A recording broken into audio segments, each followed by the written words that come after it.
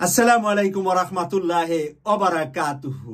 ফকিন্নির পুলার নাম পদ্দুল হোসেন, এরকম একটি কথার কথা আমরা বলতাম ছোটকালে। এখন বড় হওয়ার পরে এই কথাটা বলা আমাদের মুখ দিয়ে মানানসই না। তারপরেও মাঝে মধ্যে একটু খেপে গেলে, মেজাজটা একটু গরম হলে বলতে হয়।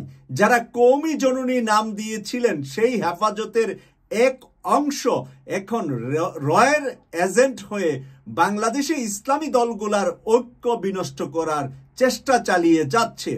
তাদের কোনো অস্তিত্ব এই বাংলার মাটিতে থাকবে বলে আমি মনে করছি না। আপনারা যারা বিচক্ষণ রাজনীতি নিয়ে চিন্তা করেন এবং রাজনীতির ইতিহাস দেখে আসছেন, ওই ধরনের কোনো ছোটখাটো গাদ্দার আর দালালদের জায়গা বাংলাদেশে হবে না।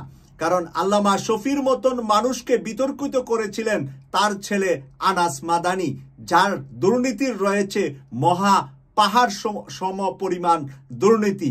মদিনায় পড়াশোনা করা সেই আনাস মাদানি বাবাকে বিক্রি করে হাসিনার কাছ থেকে বহু ফায়দা নিয়েছেন। এখন তারা আবার ভারতের কাছে, রয়ের কাছে বিক্রি হওয়াটা একেবারেই স্বাভাবিক। তারা এখন চাচ্ছে জামাতের সাথে ঐক্য না করে নতুন করে একটি জোট গঠন করে বিএনপির সাথে অথবা জামাতের সাথে অথবা এনসিপির সাথে তারা দর কষাকষি করবে। কার কাছ থেকে বেশি আসন পাবে তার সাথেই যাবে। জামাতের সাথে যাবে না, কারণ জামাতের সাথে তাদের আদর্শিক মিল হচ্ছে না। ইসলামী দল করে জামাতের সাথে আদর্শিক মিল হচ্ছে না, এনসিপির সাথে আদর্শিক মিল হবে, বিএনপির সাথে আদর্শিক মিল হবে। প্রিয় দর্শক, সেই কারণেই সেই মৌলবীদেরকে আগামী নির্বাচনে জনগণ কতটুকু মূল্যায়ন করবে সেই বিষয়টা নিয়ে আজকে আমি সমকাল পত্রিকা থেকে একটি রিপোর্ট আপনাদের সামনে তুলে ধরছি। আসলে সমকাল পত্রিকা এখানে কিছুটা ডালের মধ্যে লবণ ঢেলেছে।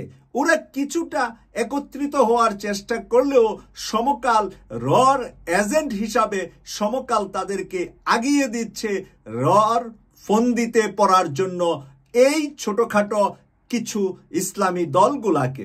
এখানে যা লিখেছে, বিএনপি ও জামাত ইসলামী থেকে সমদূরত্ব রেখে ইসলামী দলগুলো একতাবদ্ধ হচ্ছে। মধ্যমপন্থী দলগুলোকে এতে যুক্ত করার প্রচেষ্টা চলছে। মধ্যমপন্থী ইসলামী দল আবার মধ্যমপন্থী।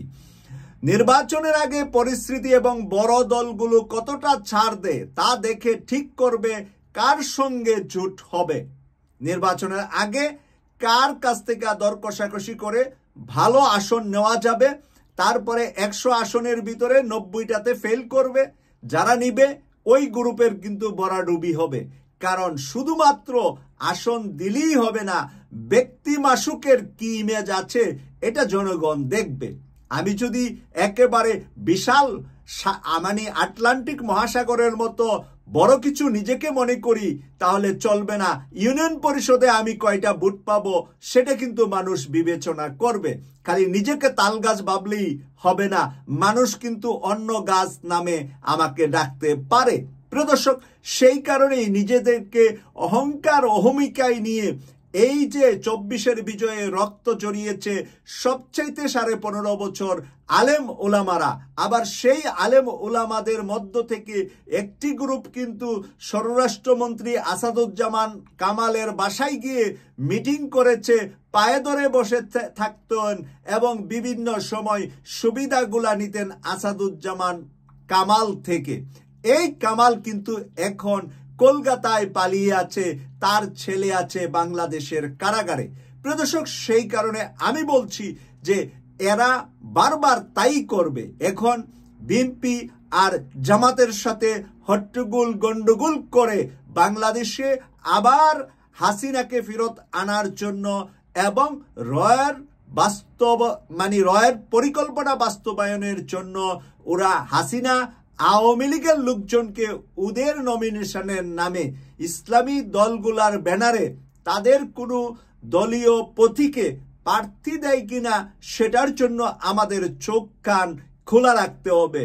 ওগুলা পেলেই গণদুলাইয়ের ব্যবস্থা করতে হবে স্ব উদ্যোগে আপনাদের জনতার। কারণ জনতাকে পাহারা দিতে হবে এই দেশটাকে, কারণ আপনারা স্বাধীন করেছেন 24-এর 5ই অগাস্টে। আমি আরো যা লিখেছে এখানে আমি দেখছি, বিএনপি জামাতের পর নবগঠিত জাতীয় নাগরিক পার্টি এনসিপি ইসলামী দলগুলোকে কাছে টানার চেষ্টা করছে। এনসিপির কথা এখন আসছে, যেই এনসিপি আমাদের হৃদয়ের, আমাদের ভালোবাসার সংগঠন। কিন্তু প্রিয় দর্শক, গত কয়েক দিনের আপনারা দেখতে পাচ্ছেন যে তাদের কেন্দ্রীয় নেতা কেউ দল ছেড়ে চলে যাচ্ছে, কেউ দলের ভিতরে থাকার পরে বিভিন্ন কমিশন বাণিজ্যে জড়িয়ে পড়ছে। সে কারণে তাদের ভিতরে এখন দুটা ভাগে ভাগ হচ্ছে। একটি ভাগ জামাতের সাথে মিশে যাবে, যারা স্বচ্ছ চরিত্রবান, ভালো মানসিকতা, তারা কিন্তু জামাতের নমিনেশন সরাসরি নিবে, অথবা তাদের দল এর নামে একটি গ্রুপ জামাতে যাবে, আরেকটি গ্রুপ বিএনপিতে যেতে পারে, বা বিএনপিও তাদেরকে কিছু আসন দিতে পারে। এনসিপি এখন দুই ভাগে বিভক্ত। যারা দুর্নীতি এবং বিভিন্ন কিছুতে জড়িয়ে গিয়েছে, গাড়ি বাড়ির লোভে যারা পড়ে গিয়েছে, তারা শেষ পর্যন্ত নিজের পিঠ বাঁচানোর জন্য বিএনপিতে যাবে, যাতে করে বিএনপির এমপি হতে পারুক আর না পারুক, বিএনপি ক্ষমতায় আসলে তারা যেন কারাগারে যেতে না হয় এই 8-9 মাসের কোনো দুর্নীতির কারণে। আবার এনসিপির প্রধান নাহিদ ইসলাম কিন্তু কোনো দুর্নীতিতে নাহিদকে আপনারা খুঁজে পাইনি। হাসনাত আব্দুল্লাহ, বাংলাদেশের টাইগার, কুমিল্লার গর্ব, হাসনাত আব্দুল্লাহকে কিন্তু আপনি কোথাও 10 টাকা দিয়ে কিনতে পারবেন না। তো এইরকম না পারা আসিফ মাহমুদ এখন উপদেষ্টায় আছেন, সে কোথায় যাবে এখনো সে সিদ্ধান্ত নিতে পারে নাই। তো সেই কারণে যারা একেবারেই পরিচ্ছন্ন, তাদের জন্য হয়তোবা আমরা দেখছি যে তারা জামাতের সাথেই বেশি ম্যাচ করছে, বেশি আগিয়ে আছে, যারা পরিচ্ছন্ন চরিত্রবান। আরো অনেকে আছে, আমি সবার নাম বললে অনেক বড় লিস্ট হবে। তাদের মধ্যে যারা পরিচ্ছন্ন চরিত্রবান, যারা এক সময় শিবিরের সাথে কাজ করেছিল, হয়তোবা সমর্থক ছিল, কর্মী ছিল, বা ভালোবাসতেন, চলাফেরা করতেন শিবিরের সাথে, এবং এই 24-এর আন্দোলনে শিবিরের নেতৃত্বে তারা যে আন্দোলনটা করেছে, সেখান থেকেও অনেকে শিবিরের প্রতি দুর্বল হয়ে জামাতের নমিনেশন নিবে, বা জামাত আলাদা মার্কা থেকেও তাদের সাথে ঐক্যবদ্ধ হবে।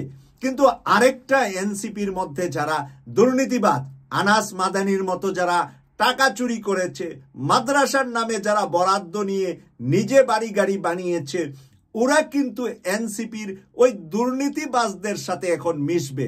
কারণ চুরে চুরে খালাতু ভাই, এই শব্দটা আমরা বহু আগের থেকে বলে আসছি। তাই একজন খারাপ আরেকজন খারাপকে খুঁজবে তার নিজের দলটাকে ভারী করার জন্য, যাতে করে বেশি মানুষ খারাপ যদি হয় তাহলে তাদের শক্তি থাকবে, ঐক্য থাকার জন্য তারা চেষ্টা করবে। এরপরও আমি মনে করি বাংলাদেশ ডক্টর মোহাম্মদ ইউনূস স্যার যতদিন আছে, এরপরে যে সরকার আসবে, দুর্নীতিতে কোনো ছাড় দিলে ওই সরকারও বেশি দিন বাংলাদেশ কন্টিনিউ করতে পারবে না, এবং ছিটে যাবে, ছিটকে পড়ে যাবে, গদি থেকে মানুষ উড়িয়ে দেবে ঐক্যবদ্ধ হয়ে। প্রিয় দর্শক, এখানে যা লেগেছে, ছাত্র জনতা গণ অভ্যুত্থানের ক্ষমতাচ্যুত আওয়ামী লীগ নির্বাচনে থাকতে পারবে না ধরে নিয়েই এসব তৎপরতা চলছে।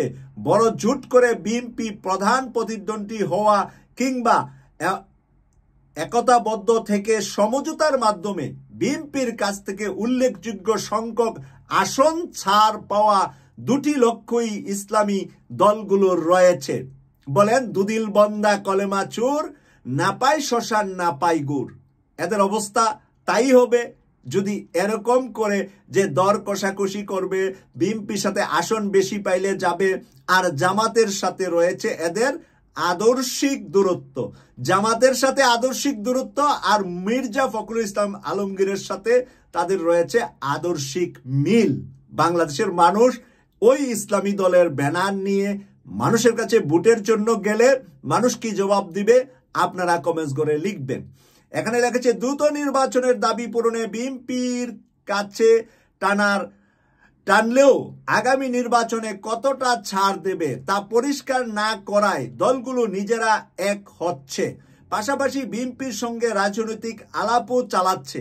আদর্শিক বিরোধ থাকায় জামাতের সঙ্গে আলাপ চালিয়েও পিছিয়ে এসেছে তারা। আদর্শিক বিরোধ থাকায় জামাতের সাথে আলাপ চালিয়েও পিছিয়ে এসেছে তারা। এখন বিএনপির সাথে আলাপ চালাবে, কয়টা সিট দিবে? ওই যে চরমোনাইকে বাদ দিয়ে, জামাতকে বাদ দিয়ে তারা এখন চরমোনাই জামাত দুটার এন্ট্রি হচ্ছে। আর বাংলাদেশে ইসলামী শক্তি ঐক্যবদ্ধ মানেই হলো জামাত এবং চরমোনাই যদি ঐক্যবদ্ধ হয়, অন্যান্য ওই টুকাইয়ের জন্য মানুষ বসে থাকবে না। মানুষ এই প্ল্যাটফর্মটাকে সঠিক ইসলামী প্ল্যাটফর্ম মনে করবে বলে আমি মনে করছি। এই সমকাল পত্রিকা আর রর এজেন্ট বাস্তবায়ন বাংলার মাটিতে হবে না। রর কবর হয়ে গিয়েছে 5ই অগস্ট। এই কবর থেকে উঠে পচা গন্ধ নিয়ে মানুষের সামনে এসে আলেমুলামাদেরকে ঐক্য বিনষ্ট করার যতই চেষ্টা করুক, এতে সাকসেস হবে না বলেই আমি বিশ্বাস করি। কেটিভি 24-কে সাবস্ক্রাইব করে নিয়মিত অনুষ্ঠান দেখার আমন্ত্রণ জানিয়ে বিদায় নিলাম। আমি সৈয়দ মাসুক, লন্ডন থেকে। আল্লাহ হাফেজ।